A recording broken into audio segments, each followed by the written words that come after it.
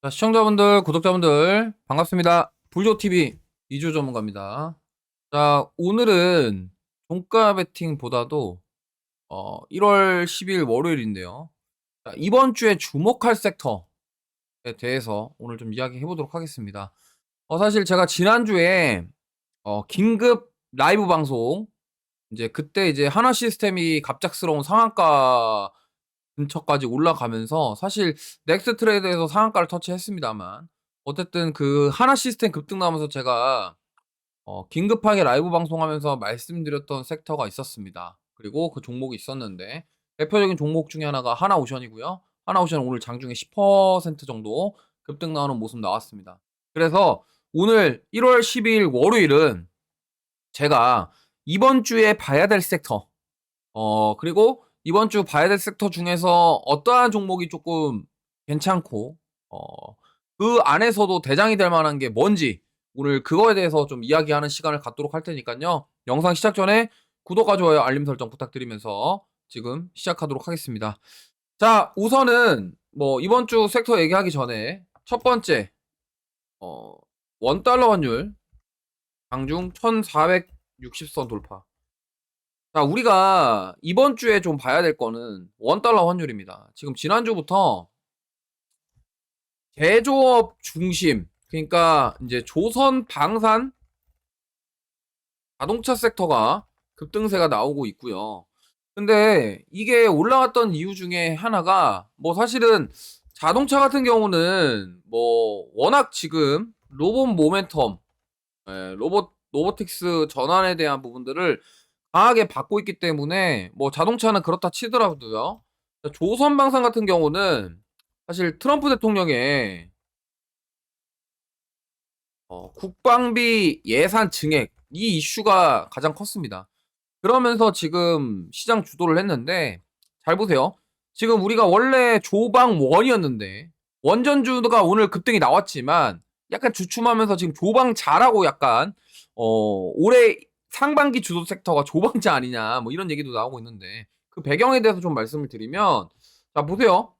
원달러 환율이 안정되었다가 다시 반등세를 보이고 있습니다. 근데 이 와중에 지금 그러면은 잘 보세요.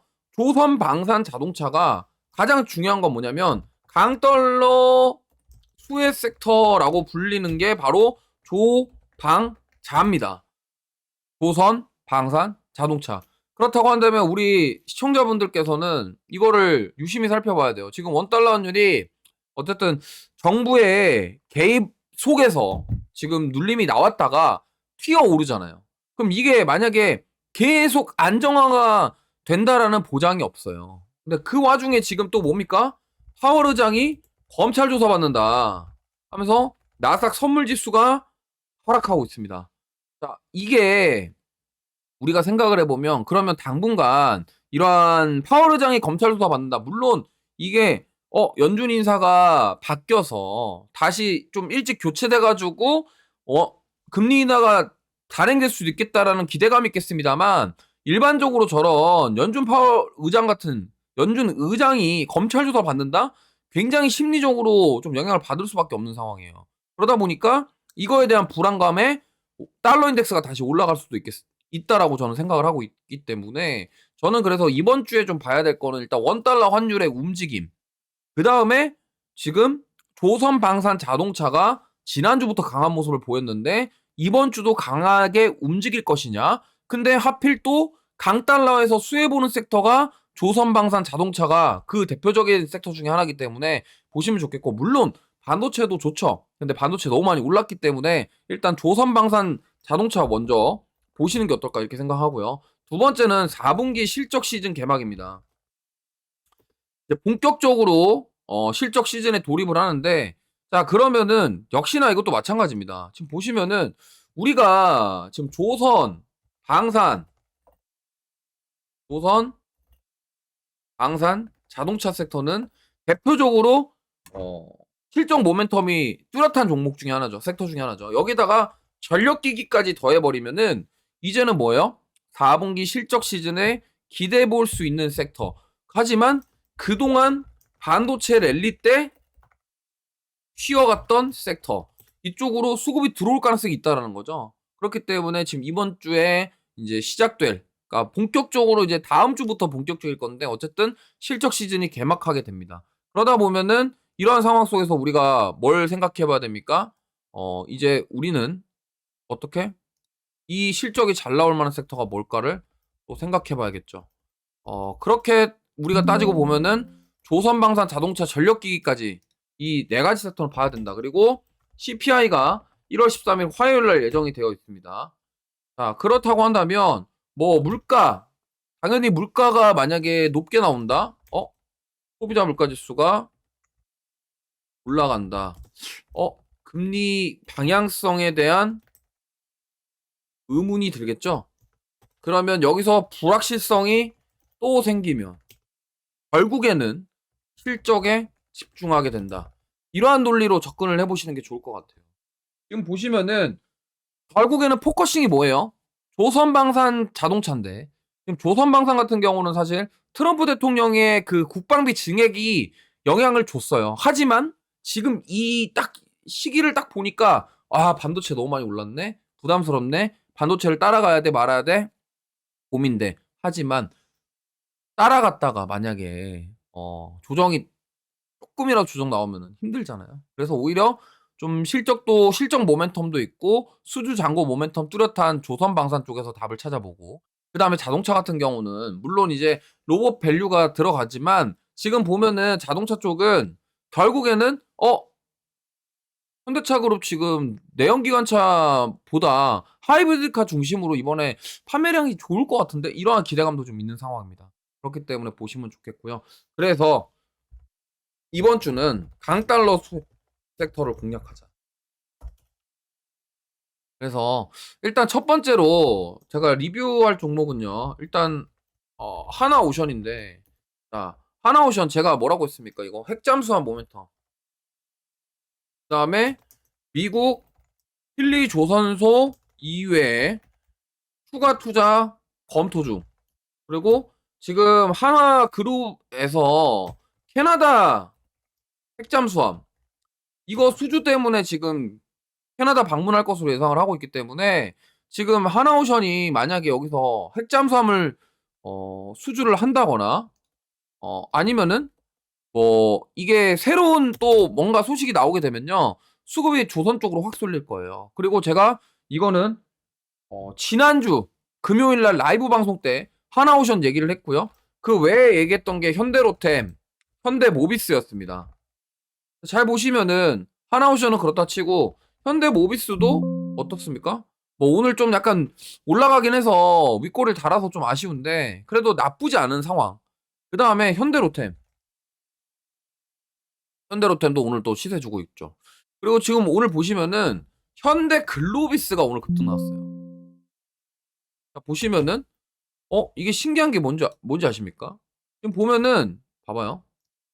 현대차 그룹주 중에서 지금 현대차 랠리 이후에 현대위아, 그 다음에 글로비스, 그 다음 타자 누구냐고. 현대모비스 가능성 높겠죠? 그래서 말씀을 드렸으니까 참고하시고요. 방산 같은 경우는 제가 현대로템 지난주 금요일날 말씀드렸어요. 그래서 오늘 이제 이 상황에서 그러면 여기서 이번 주 봐야 할 섹터는 딱 4개가 나오죠. 조선, 방산, 그다음에 자동차, 전력기기 이렇게입니다. 자, 그래서 지금 오늘 이렇게 해서 종목을 말씀드리면 사실 종목 뷰는 변함이 없습니다. 조선은 하나오션이고요. 방산은 현대로템입니다. 자, 여기서 하나 더 굳이 내가 좀 뭔가 좀 보고 싶다 한다면은 저는 S&T 다이내믹스 쪽도 같이 보시면 좋을 것 같아요. 근데 S&T 다이내믹스는 좀 뭐랄까요? 유통 주식수가 작아서 호가창이 얇습니다. 예. 유통 주식수가 작아서 호가창이 얇기 때문에 이 점 감안해 보시고 보통 현대로템 가면은 S&T 다이내믹스 따라가는 형태가 나오니까 지금 보시면 기술적으로 보면은 딱 보시면은 이 W자 패턴을 딱 만들면서 지금 이렇게 반등하고 있죠. 저점 높이면서. 그 다음에 120선까지 딱 오늘 돌파 안착하는 모습. 그래서 만약에 현대로템도 괜찮은데 조금 가벼운 거 보고 싶다 한다면 SH 다이내믹스 좀 좋겠고요. 자동차는 현대 모비스입니다. 변화가 없습니다. 다음 전력기기 LS 일렉트릭. LS 일렉트릭 같은 경우는 지금 보시면은 정확하게 저는 딱 이 패턴이 보이거든요. 계단식 상승 패턴이 보인다. 계단식 상승 패턴이 보이기 때문에 그래서 LS 일렉트릭 같은 경우는 기술적으로 계단식 상승 패턴이 보인다. 그 다음에 지금 25년도 작년에 부산에 변압기 2공장 증설이 완료됐어요. 그럼 이게 올해 실적에 반영될 가능성이 있겠죠. 캐파를 늘렸으니까 더 많이 생산할 거 아닙니까? 그 와중에 지금 이번에 LS 일렉트릭이 그 유럽 시장에 진출한다라는 소식이 나왔습니다. 그래서 이러한 것들을 여러 가지로 돌아보면은 우리가 생각해 봐야 될 게 뭡니까? 야, 그동안 사실 현대 일렉트릭이랑 효성중공업만 봤는데 LS 일렉트릭도 봐야 된다는 거죠. 왜냐면 이게 유럽 최대 민간 에너지 기업 RWE의 변압기 공급 예정 모멘텀이 있습니다.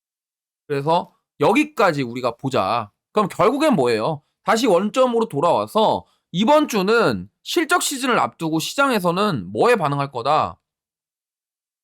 이렇게 실적 시즌을 앞두고 전력기기, 자동차, 방산, 조선 이쪽에서 실적이 잘 나올 만한 기업들 중심으로 반영될 가능성이 높다라는 점 참고하시면 좋겠습니다.